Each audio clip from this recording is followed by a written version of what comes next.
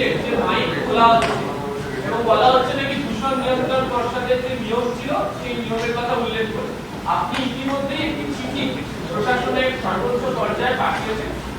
আপনার গতকাল থেকে আমার কাছে রাজ্যের বিভিন্ন জেলার বিভিন্ন এলাকার মানুষজন ফোন করে যে তাদেরকে কোনো জায়গায় থানায় ডেকে বা থানার পক্ষ থেকে পুলিশকে পাঠিয়ে এই নিদান দেওয়া হয়েছে যে মাইক খুলে নিতে হবে। মসজিদ কমিটি বা ধর্মস্থান মন্দির বা যে কোনো জায়গাতে মাইক খুলে নিতে হবে। বিশেষ করে মসজিদে যেগুলো খুলেছে আমার কাছে খবর এসছে, যেগুলোকে বলেছে। আমরা জানতে চেয়েছি কিন্তু পুলিশের পক্ষ থেকে কোনো রিটেন অর্ডার কপি বা নোটিফিকেশনের কোনো কপি দেয়নি।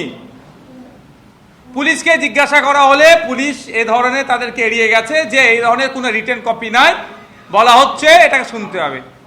কিন্তু এটার উপরে হয় না। আমরা দূষণ নিয়ন্ত্রণের পক্ষে বারবার, পলিউশন কন্ট্রোলের পক্ষে আমরা, পলিউশন হোক, সাউন্ড পলিউশন হোক, আমরা কোনোভাবেই চাই না। কিন্তু এটা একবার না একাধিকবার কলকাতা হাইকোর্ট থেকে সুপ্রিম কোর্ট পর্যন্ত মামলা গড়িয়েছে। স্পষ্টভাবে সেখানে গাইড করে দেওয়া হয়েছে যে কোন জায়গায় কত ডেসিবেল সাউন্ড বাজাতে পারে।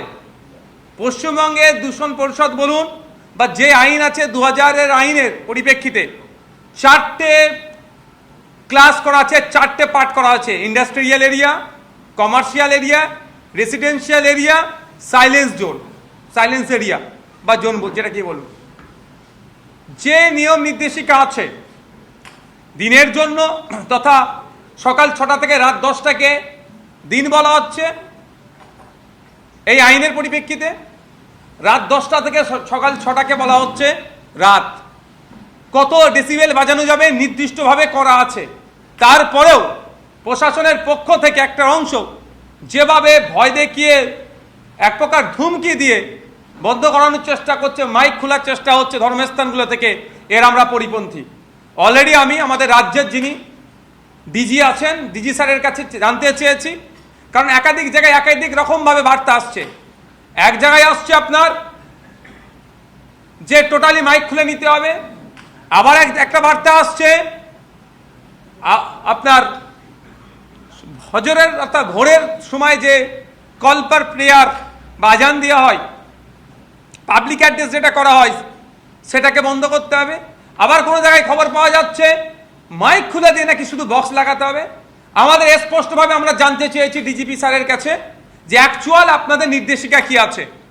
যদি এই ধরনের কিছু নির্দেশিকা থাকে আমাদেরকে প্রোভাইড করুন এবং প্রত্যেকটা মসজিদ কমিটিকে প্রোভাইড করে দিন।